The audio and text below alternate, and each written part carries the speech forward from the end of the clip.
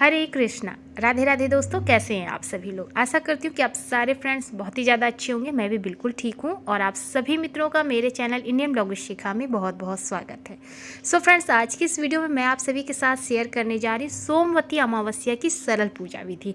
जैसा कि हम सभी जानते हैं सोमवती अमावस्या आ रही है, तो सबसे पहले मैं बता दूँ कि सोमवती अमावस्या कब पड़ेगी, किस दिन और कैसे इसकी पूजा करनी है, क्या विधि होगी। तो देखिए, पौष मास के कृष्ण पक्ष की अमावस्या तिथि की शुरुआत जो है 30 दिसंबर को सुबह 4:01 पर होगी और इसका जो समापन है वो 31 दिसंबर को सुबह 3:56 पर होगा। ऐसे में उदया तिथि के अनुसार 30 दिसंबर के दिन सोमवती अमावस्या मनाई जाएगी। सोमवार के दिन जो है हम सोमवती अमावस्या की पूजा करेंगे।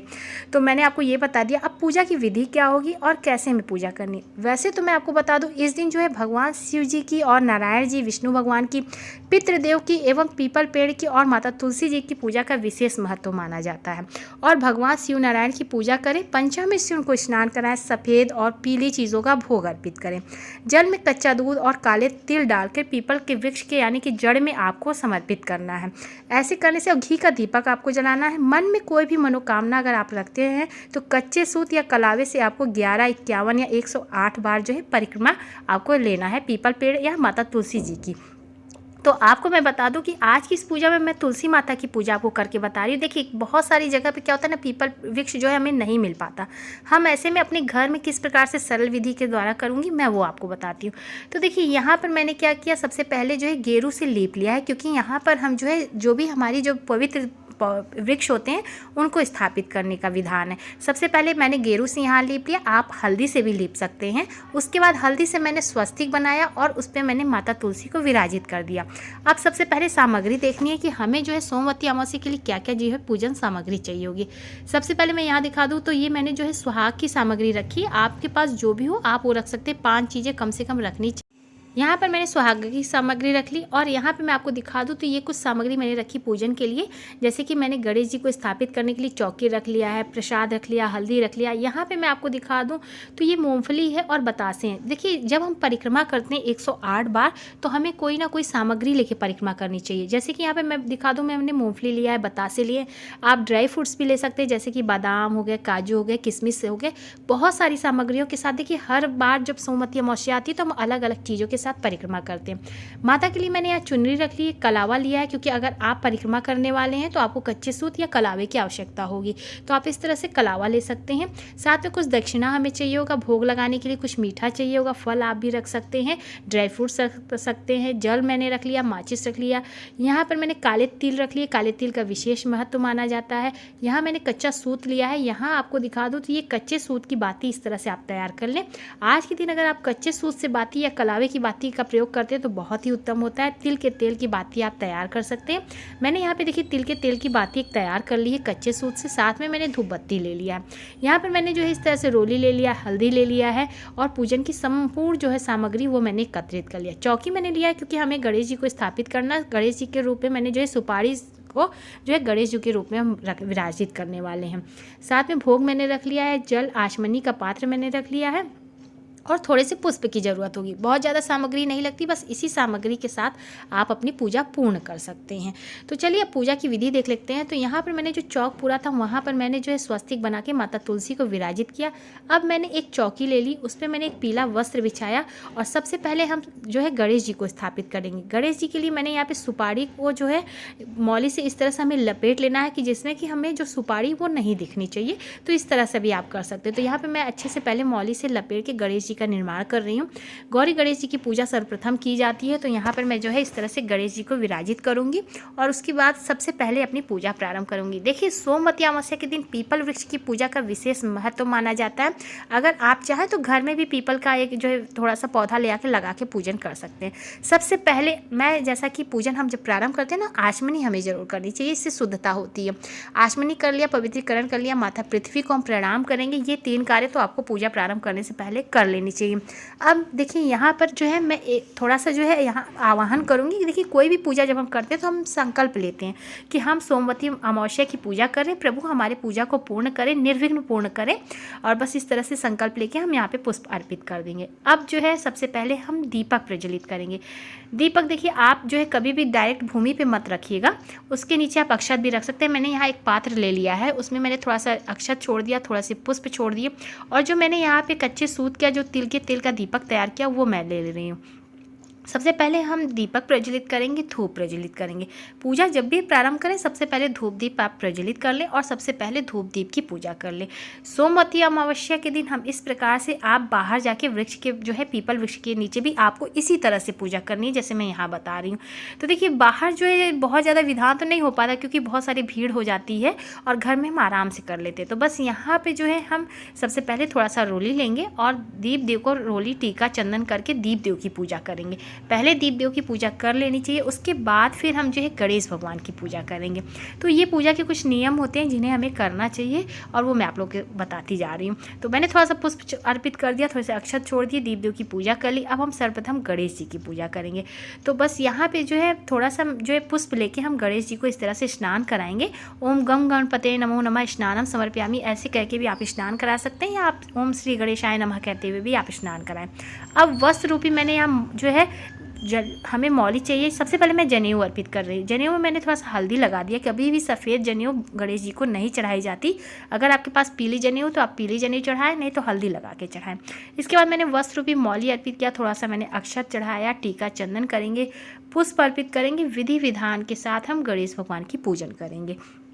तो इस प्रकार से आप बाहर भी जाएं तो इस तरह से आपको बाहर भी पूजन करनी है। इस प्रकार से देखिए हमने यहाँ गणेश जी की पूजन की। अब हम गणेश जी को भोग लगाएंगे। भोग में आपको जो भी आपके पास हो, मीठा हो आप या फल हो, आप भोग लगा सकते हैं। मैंने यहाँ बतासे, मूंगफली और गुड़ का भोग लगाया है।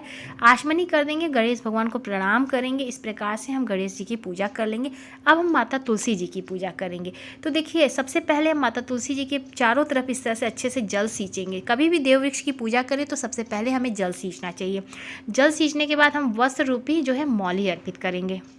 मौली जो है सबसे शुद्ध और पवित्र वस्त्र माना जाता है, इसलिए हम जो है भगवान को मौली अर्पित करेंगे। यहाँ पर मैंने एक चुनरी रखी है तो मैं माता को चुनरी अर्पित कर रही हूँ। आप इस तरह से माता को चुनरी भी अर्पित कर सकते हैं।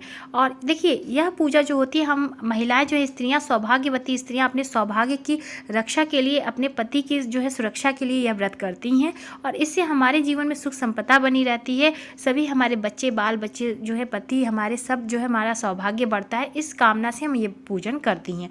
अब यहाँ पर देखिए सबसे पहले माता को चुनरी ओढ़ाने के बाद जो है यहाँ पे हम 108 बार इस तरह से टीकेंगे। हल्दी और कुमकुम के साथ हम इस तरह से माता को जो है 108 बार हमें जो है टीकना है।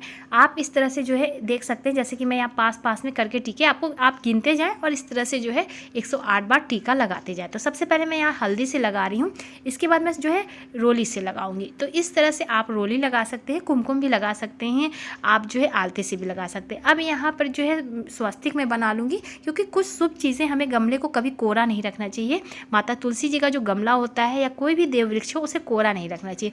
उसमें आप स्वस्तिक का चिन्ह बना सकते हैं, शुभ लाभ लिख सकते हैं, इस तरह से आप बना सकते हैं। तो बस यहाँ पर देखिए मैंने जो है इस तरह से जो है स्वस्तिक बना लिया है हल्दी से, और फिर हम इनकी पूजन करेंगे।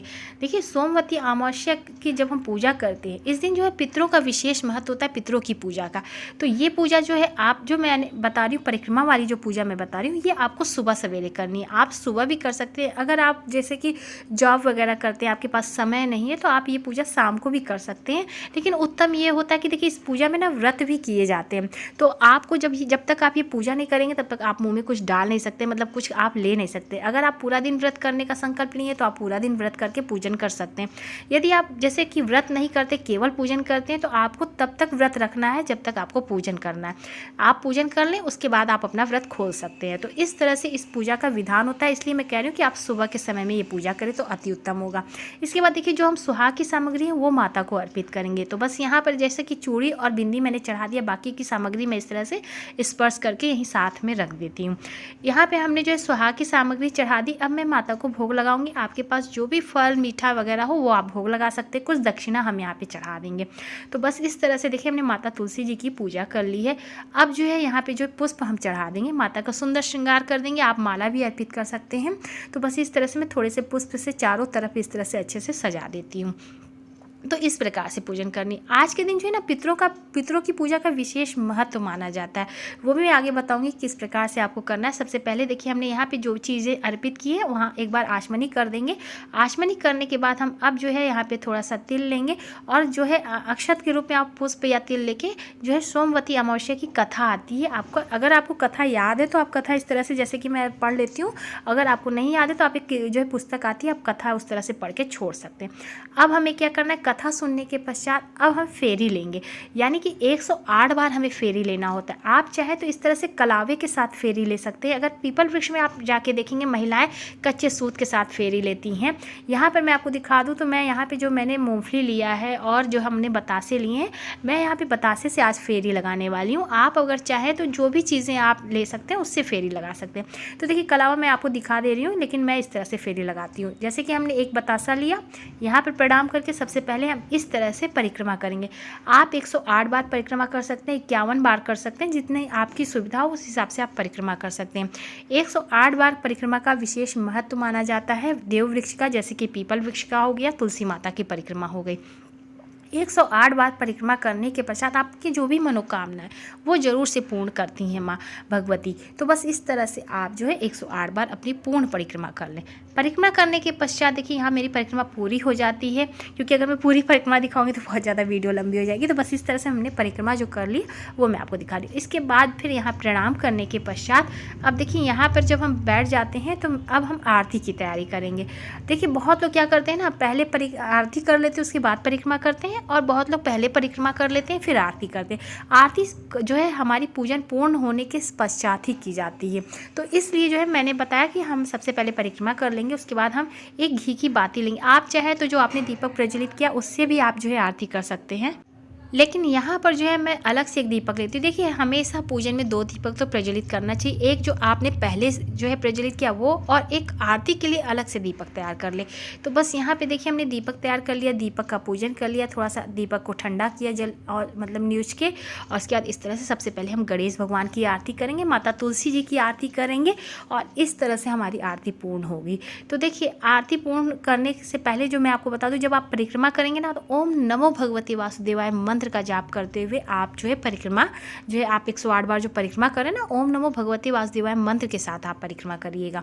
तो बस इस तरह से देखिए यहाँ आरती हमारी पूर्ण हो गई, और आरती पूर्ण होने के बाद जो है मैंने आरती को ठंडा किया। सबसे पहले गणेश जी को आरती दिखाया, फिर तुलसी माता को दिखाया, और स्वयं आरती लेने के पश्चात थोड़े से पुष्प लेके हम पूजा में हुई भूल चूक के लिए क्षमा प्रार्थना करेंगे, और इस तरह से जो है पुष्प अर्पित कर देंगे। तो इस प्रकार से यहाँ पर मेरी जो है पूजा पूर्ण होती है। तो इस सरलता के साथ आप जो है अपने घर में सोमवती अमावस्या की पूजा विधि विधान के साथ कर सकते हैं। आप चाहे तो बाहर जाके भी पीपल वृक्ष की भी पूजा आप इस तरह से कर सकते हैं। मैं किस तरह से कर रही हूँ वो मैं आप लोगों के साथ शेयर कर रही हूँ। तो बस यहाँ पर आप देख सकते हैं मेरी पूजा पूर्ण हुई।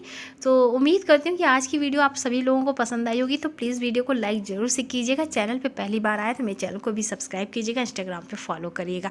तो देखिए मैं आपको बता दूँ कि सोमवती अमावस्या के दिन दान पुण्य का विशेष महत्व होता है। दान पुण्य कौन कौन सी चीज़ों का किया जाता है, किस प्रकार से हम यहाँ से जो किन किन सामग्रियों का क्या हमें प्रयोग करना है, वो मैं आप लोगों को नेक्स्ट वीडियो में बताऊँगी। तब तक मिलते हैं नए से वीडियो के साथ। तब तक के लिए राधे राधे।